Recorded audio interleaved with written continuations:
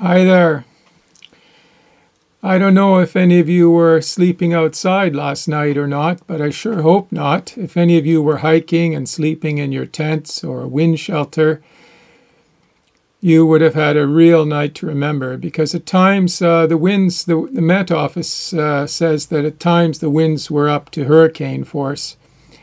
I felt fortunate for once to be sleeping at home, warm and cozy in my bed and just listening to the rafters under the roof shaking as the buffets came rolling through like freight trains. But I was thinking of you if you were out there, so well done. Tonight should be calmer, though, but colder. All right. I went out for a nice long run, about 10 kilometers this evening, and did a lot of thinking of the same kind that I do when I'm out hiking, and which I'm sure is a kind of thinking that's familiar to you too. It's one of the big advantages of being out there and the long days just walking on the trail. You reflect a lot, you take in the surroundings, your mind wanders through its old pathways, and you can even get into meditation at times in a dedicated way. So it's really rewarding. And what came to mind today was the topic of motivation. I was really thinking about motivation, where motivation comes from. You know, I told a few of you a couple days ago that I was really feeling down suddenly one day. After a long period of working very, very hard, everything just suddenly seemed to be a kind of treadmill, and I was really, really tired, even exhausted, and I just wondered where everything was going, you know? Where's this sense of progress, of actually getting there, you know, not just being on an endless journey, but of pilgrim's progress, but actually maybe, you know, with those steeples on the horizon coming more into sight. And that being down like that, even though it was just for one evening, and I woke up feeling much better the next day, as I tend to do, because I tend to be a sort of constructive, optimistic person. You know, always keen to move ahead on my next project and keep going.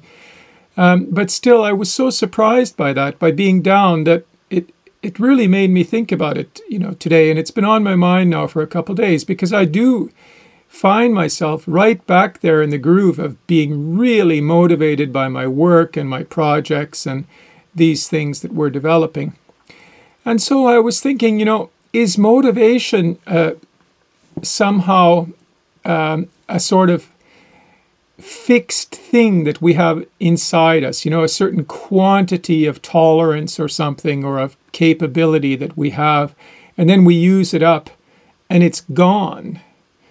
And if it were that way, if it's gone, where does it come from again? You know, what happens that we get that motivation again?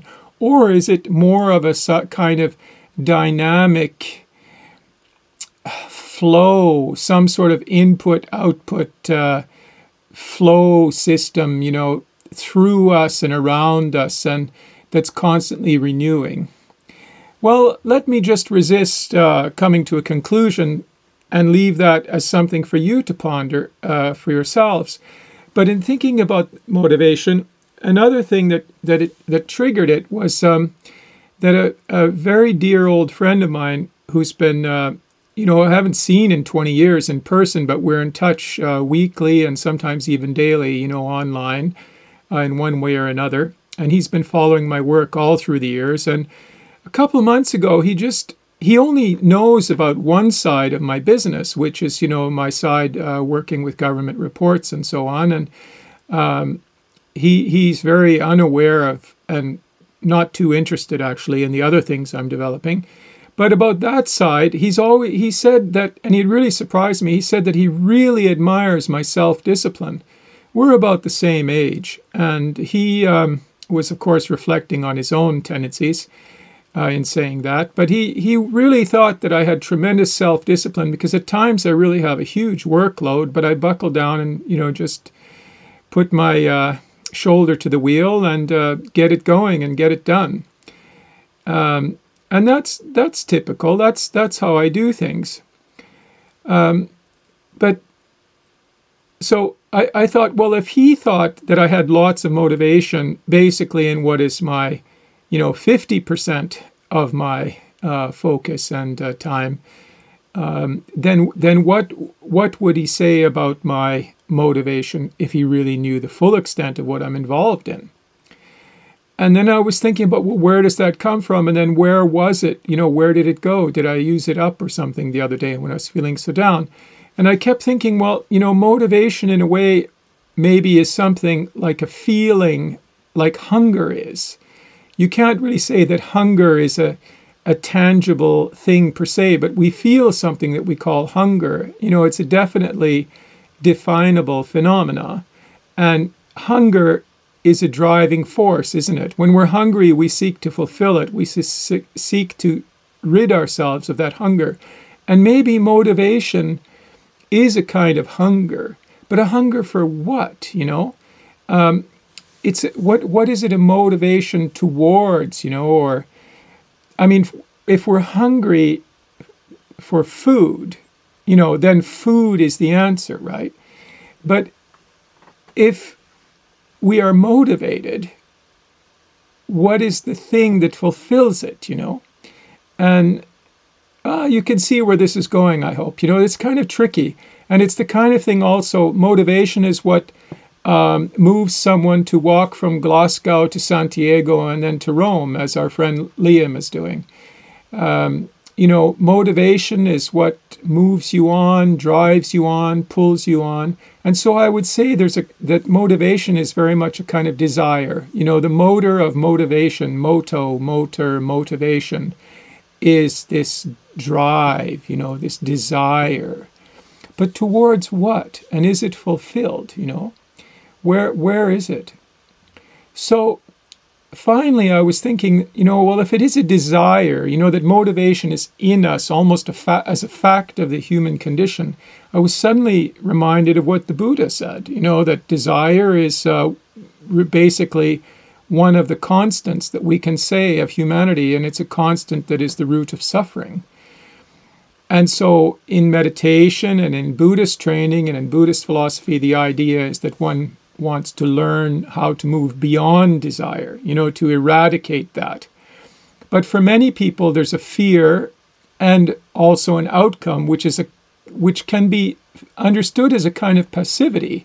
But actually, in Buddhism, there is also the antidote, which is that this understanding of the nature of desire and of being past it leads us to a sort of compassion for all other beings. And if we are so awake to this knowledge, then we should try to help others with that. And it's this desire to help others, which then becomes our motivation. So there's a kind of paradox and contradiction that even if we've moved beyond desire, which is supposed to be the motor of motivation, we find a new sort of motivation, which builds on apparently the lack of desire. But still there is somehow this yearning inside of us, even if we've eradicated desire as, awakened, enlightened Buddhists, or Buddhas, that, that we're there with this motivation to help. And that's where I'm back towards, well, what is inside that motivation?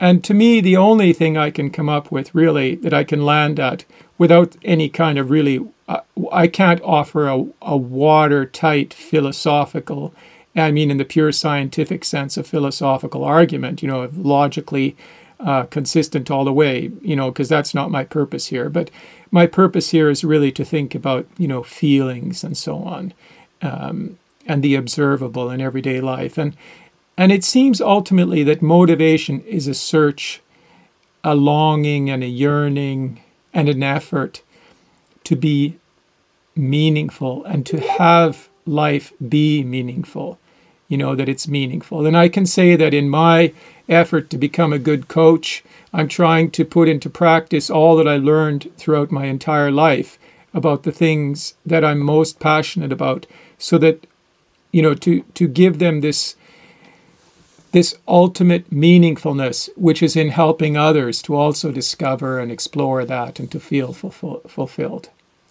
So the meaning of motivation is its own fuel and seems to be a kind of fact of life. But meaning and the role of meaning is a very deep philosophical question, and it's a good question to have with you on a 3,000-kilometer walk. So I give you that and wish you happy walking, pilgrim's progress. See you down the road, and please come back with your thoughts on this fascinating topic if you feel motivated. Good night.